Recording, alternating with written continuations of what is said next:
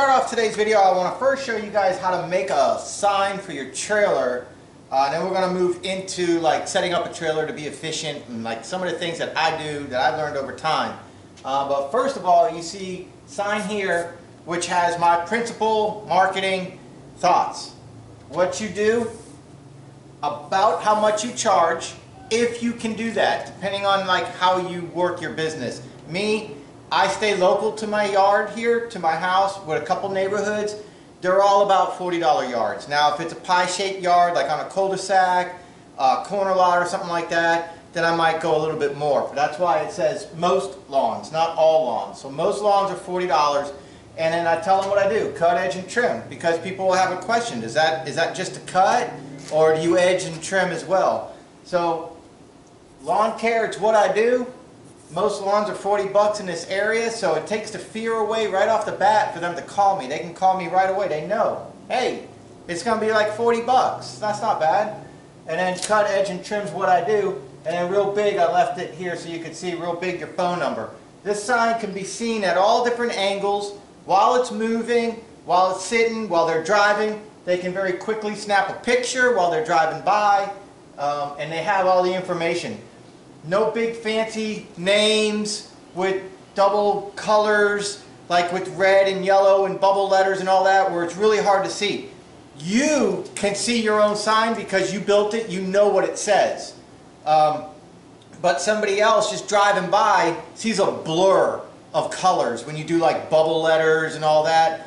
Now, of course, branding and things like that, like Asplund. You see the orange tree trucks, you know that's Asplund. You know, that's branding. That comes in time. Right now, the purpose of this on your little trailer with your little business is to try to get a couple more accounts in the area you're already working in, and that's going to help save you a lot of money with traveling and stuff like that. So it's what you do, about how much you charge, and how to contact you. Real big right there. You don't need to put anything else on a sign. That's it. That's all you need to do for a sign. And I want to show you how to make it, okay? You see this one lined up, this sign actually lined up straight from Vistaprint, like 19 bucks for this sign, okay? And I have a video, I'll link to it up here, how to make this yard sign. And it's the exact size of these beams right here. So I just drilled through the beams and I put like 3.5-inch carriage bolts through, nut and bolt, and it's done. But I'll show you how to make it so it's not all wow and wacky and wavy, alright? So. But after your 20% discount, this sign was like $16 or something like that, plus shipping. So get a couple of these little yard signs made up. That's all it is a yard sign. Get a couple of these yard signs made up. It's printed on the vinyl, on this corrugated board. So it's weatherproof, waterproof. The vinyl's not going to peel off. The sign will last you a really long time. $16 at Vistaprint. And then, like I said, it nuts and bolts to here, but I got to show you a trick though first. Real nice and simple, that's your sign. Alright, first thing you want to do, get yourself like a sheet of 3/8 plywood from Home Depot, Lowe's, local hardware store. This is 3/8, 2 foot by 4 foot. So this was a 2 foot section by 4 foot long, okay? A few dollars, if that, okay? Cut it out to the Cut it out to the size of your sign. This is a pressure washing sign, a yard sign. What I do, about what I charge, and then real big my phone number. But here you go. There's the cutout, right? So cut yourself off a board, and then use either contact cement, which is what I used. Shake it up real good. Pour some on your board. Take a little trawl or a little 2-inch paint scraper or something, and spread it around. Do the same on here, put some on, spread it around, and then wait about 20 minutes, and then boom, and it's permanent, and it ain't coming off. And what that does is it gives this, which is flexible, it gives this a backing now. So now when you bolt this to your trailer, it's not a parachute bowing. The wood gives it stability, and it's apart, okay? So before you do anything, what I suggest you do is spray paint the edges white. So when you put this together, this looks like a nice big board of white right here. Flip it over and spray paint the back black. So when you mount it, when you look through the ramp, and you'll see later, you just have a black thing there. You don't even see it. It's not even noticeable, rather than just a bare wood. All right, and the paint's going to help protect the wood a little bit anyways.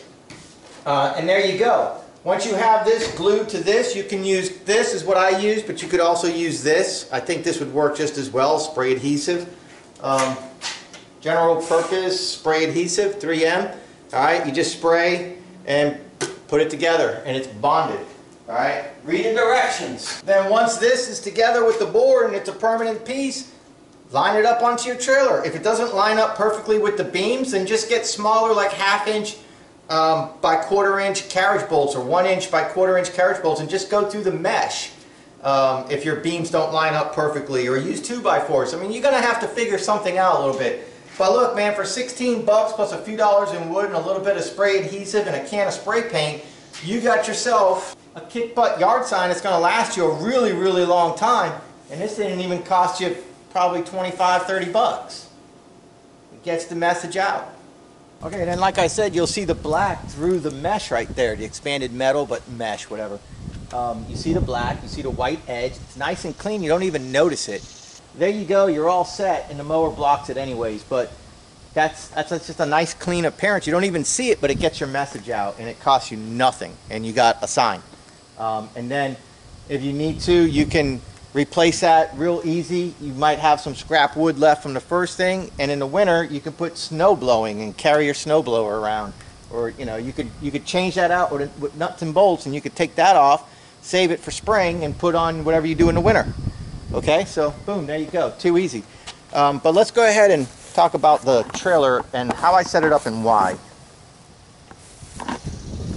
Alright, across on the other side are the weed eater racks, and I got a pretty detailed video up here about those racks and how to keep your weed eaters from moving and stuff like that. I'm really impressed with that setup. It's working out fantastic.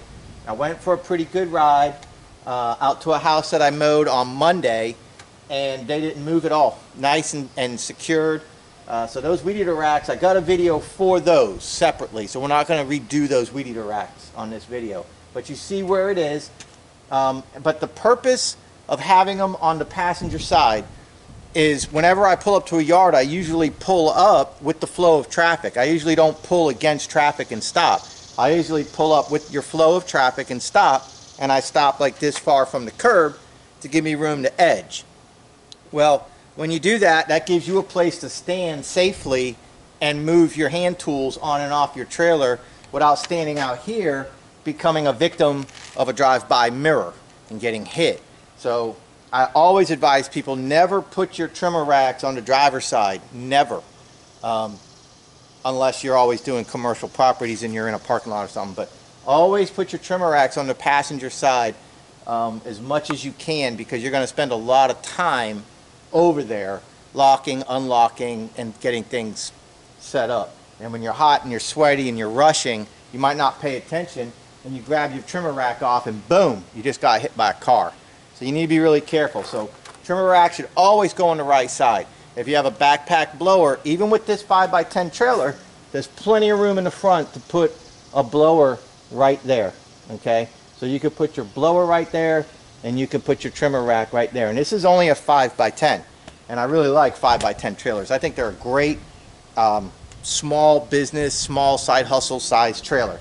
Holds everything really nice. This is one of those 48-inch side chuck mounts, okay? I like it because it's strong, it's weatherproof, it's got a lip over it so everything in here stays dry, and I have it bolted down to the wood. All right, it's bolted, bolted, bolted, bolted, and bolted. But this thing's not going anywhere. It's sturdy and it's not going anywhere.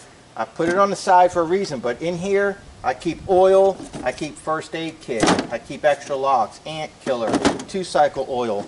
I got weed eater line, edger blades, hand tools.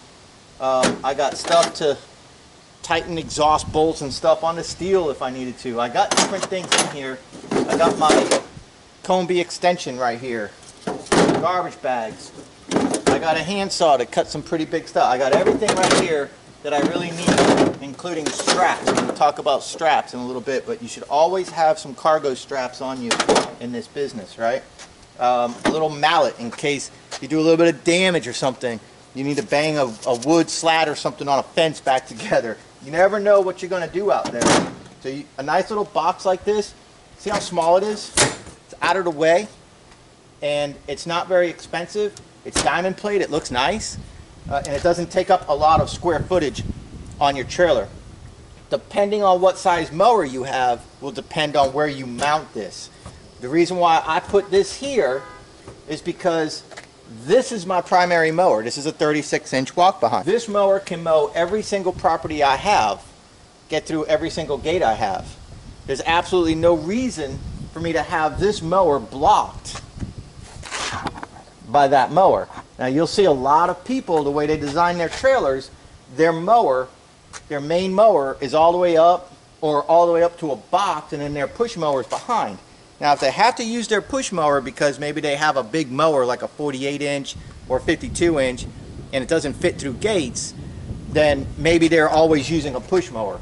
So the reason why I like to put that box here is because I'm never going to touch this Honda unless something either happens to my 36 or while I'm out working, I get a new client and they happen to have like a 32-inch gate or something and I can't get through it. Then I'd have my Honda. Also, if there's excessive amount of leaves or something I want to bag up at the end of a job, and I can do that. I can grab my Honda, I can grab my bagger, or you know, whatever. But the Honda is really, I'm going to be starting it once a month just to keep the fuel in it. But the Honda is really not necessary. So I don't want the Honda behind that mower. And so by putting the box here, that gives me plenty of space to put the Honda here and have the walk behind up far enough that the back wheels, which holds the weight of this machine, a little bit behind that rear axle, or that axle of the trailer, which gives you that proper amount of weight on the tongue. If I move this Honda back and I move that mower back and I put this box up here like most people do, then the problem is the tongue is so light you can grab the tongue with 2 fingers and pick the tongue of your trailer up. And so what that's going to do is it's going to cause fishtailing. So you know the 60-40 rule, you want 60% of your weight up here and 40% of your weight in the back. So the way I have it with the heavier wheels for that mower sitting back there, which is quite a bit of weight, it's a substantial amount of weight, it gives the trailer that good tongue weight.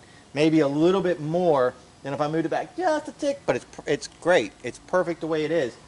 And so when I get to a job, I don't have to do anything except drop my ramp, take off the safety strap if I'm on a main road. But if I'm not on a main road, I don't put safety straps on my mower to go from this house to that house down there. But drop my ramp, take off my safety strap, and walk my mower off, walk my mower on, strap it down, and close the ramp.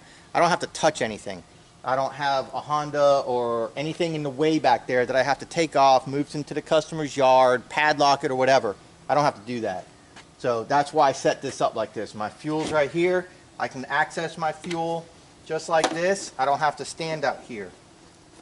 So I can fuel up my equipment from right here. And the only time I come over here is if I need to access this right here. And I can stand real close. I can get what I need. And I don't have weed eaters up here that I'm pulling off. So that's why I designed it the way I designed it. Also, 2x4s going on the back and on the side of the Honda. I'll show you from the other side, but the sun's not favorable right now. Helps keep it from shimmying around, and then to keep it from actually going anywhere or from theft, I got a big cable lock that goes through the chute underneath the deck. So the mower is secured nice and snug. This isn't going anywhere. Then I just bungee corded the handle around there so the handle's not bouncing. So you got your fuel right here. Just a simple bungee cord with an eye bolt. So the eye bolt just goes through the wood, and I pinched it down before I put this on. I pinched it down so this will never come off the eye bolt. I had to make a knot in this bungee because it was a little bit too big, so you just tie a quick little knot to take up some slack, and there you go. I mean, these aren't going anywhere. Red is for the mix, yellow is for the marine gas non-mix. All right, I drilled a hole here thinking that I was going to put the hook in there, but I don't. So there you go. Works like a champ. Then, like I said, you got your box right here. Works really good. The Honda's right here, and you see the wood, like I said, just a little something something to keep it from shimmying around, especially when wood gets wet. If you're in the rain and you got grass and stuff on your trailer and it gets wet, it gets really slippery and all your equipment shimmies around as you're driving. Padlocked like a mug, ain't nobody getting it. And then bungee corded, like I said.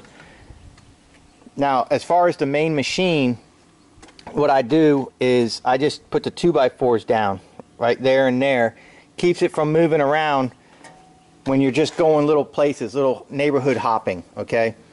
If you're getting out onto the main road, then you're definitely going to want to put some straps on it. Some people pay like 50 bucks and they buy those strap systems. You bolt down and then you put the strap on. That's cool. I said strap on. That's cool. You could do that. And I have nothing against it. But you don't need to do that. You need to know what your local laws are and how you have to have it safety strapped. That's the thing, is safety straps. A lot of it is enforced by the police. But what I did is I just went around my 2x8, 2x6, whatever that is, and I just go up. So I can just pop that ratchet strap and take that off real quick and go mow. Cost me nothing because I had this stuff laying around. But for, like I said, for like 50 bucks, you can get the little wheel chock that has the strap built in. So that works. You just got to know if the strap is going to grab the tire and stay on it. If you got big fat tires, wide tires, the strap will stay on it. If you got narrower tires like a 32 and some 36s, then the strap might work its way off because the tire's crowned. So you just got to pay attention to that. But for the cost of a 8-foot long 2x4, you can make your own little wheel chocks to keep it from shimmying. You got a pretty good wheel brake on these machines, regardless of the brand, walk behind or zero turn. So that's going to keep it. But when you get out there moving and you're doing 45, 50 miles an hour, you want some type of a safety strap to keep this thing from coming off the trailer should you get into an accident. Also, I don't have it on, but I go right through there and I go through the beam of the trailer with another combination lock, just like this. And so between this and a cable combination lock over there, this machine's not moving, and it's super quick and simple and costs me basically nothing. Because no matter what, I'm going to buy a lock, you know what I mean? So I didn't spend the 50 bucks on the wheel strap system. But I encourage it, and some places require 2. So know your local laws, follow the laws. They don't enforce it around here.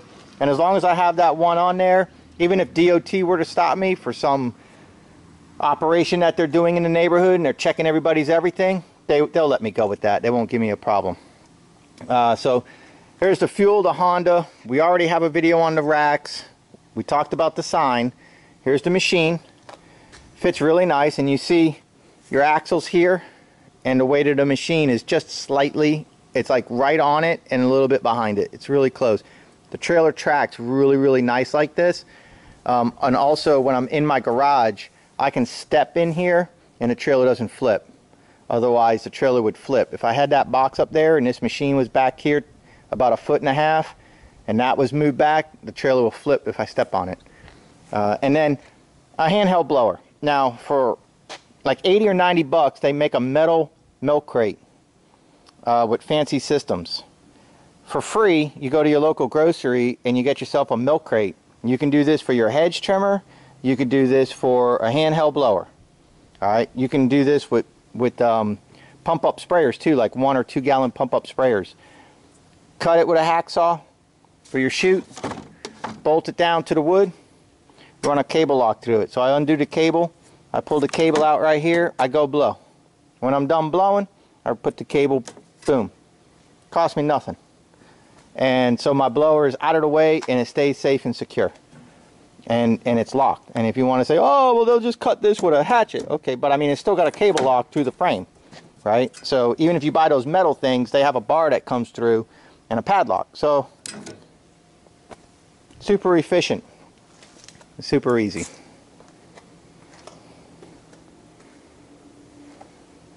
Of course, the weed eater racks, like I had mentioned. Sorry about the sun.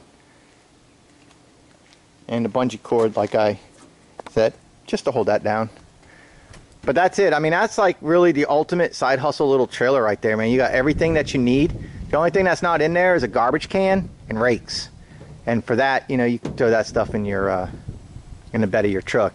You could also throw a garbage can right behind the handles of this walk behind. You just got to be careful if you got stuff in it. You don't want to be kicking debris up on people. But there you go. I mean, there's your sign. You see it from all different angles. It's big. It's simple to read. Nice little trailer, 5x10. Fits really nice. Fits in a garage.